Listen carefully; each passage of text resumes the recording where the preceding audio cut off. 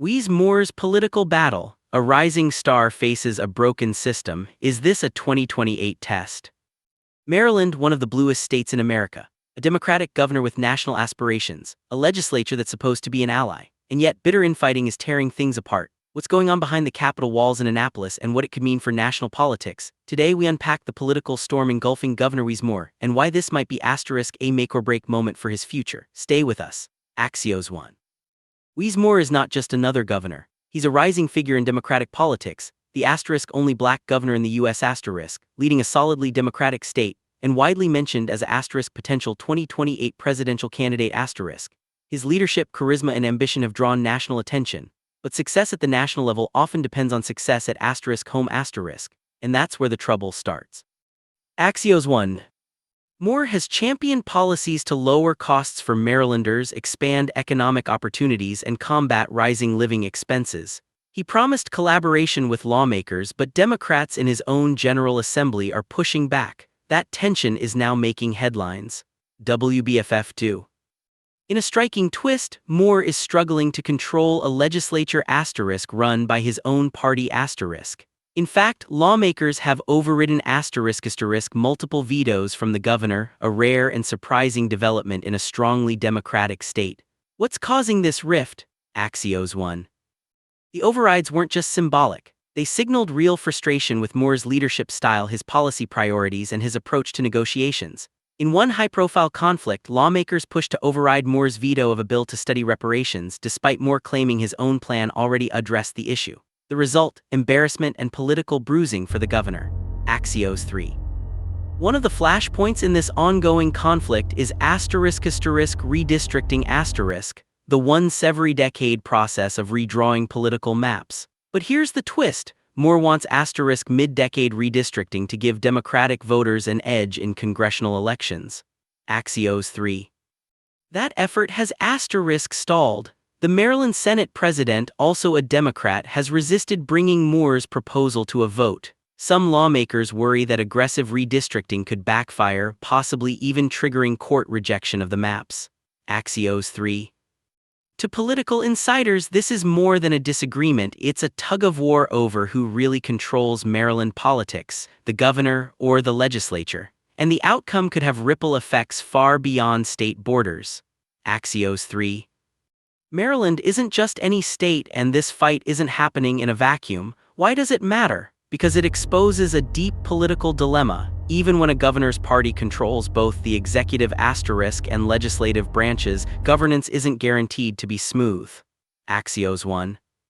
This could be a cautionary tale for ambitious politicians nationwide. Support from your party base doesn't guarantee support from your party lawmakers. And that lesson could be vital for Moore, especially if 2028 or higher office is truly on his horizon. Axios 1. Things came to a head during Moore's recent State of the State address, a platform where governors ordinarily unite legislators around shared goals. But Moore's speech, while ambitious, underscored the very divisions that had been simmering. WBFF2.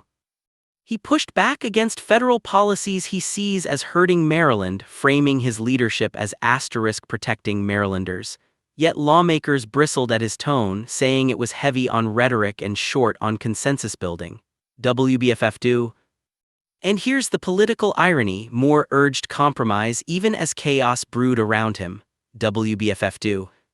Some Democrats are framing these clashes as normal growing pains for a first-term governor.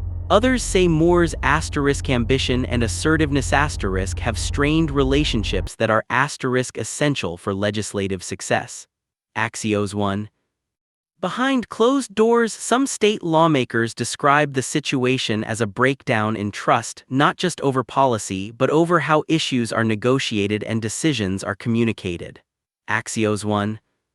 Narrator engaging rhetorical question. Ask yourself, is this friction a true ideological split, or the natural result of a leader still learning how to lead? Axios 1. This is where the stakes get even higher. Moore's national rise depends not just on big ideas but on political results. And when your own lawmakers publicly defy you, it raises uncomfortable questions for potential voters beyond Maryland. Axios 1. Critics argue that if Moore can't manage his own state legislature, how could he manage a divided Congress in Washington? Axios 1. Supporters counter that this very tussle could boost his outsider appeal, portraying Moore as a leader willing to challenge norms and stand up to entrenched political interests, even in his own party. Axios 1. Maryland's story highlights a larger truth that political alignment on paper doesn't guarantee harmony in practice. Even when one party has all the power, internal dynamics, personalities, and differing priorities can create real governance challenges. Axios 1. It's a reminder that American democracy thrives on negotiation, not just party labels. Axios 1. So what will happen next in Maryland? Will the Moore legislature feud end in compromise or deepen into lasting animosity? And what will this mean for national politics? One thing is certain, this story is far from over. If you found this breakdown compelling, hit *, subscribe, and tap the *bell so you don't miss future geopolitical and U.S. political explainers like this one. Tell us in the comments, do you think Moore can fix his own backyard before aiming for the White House?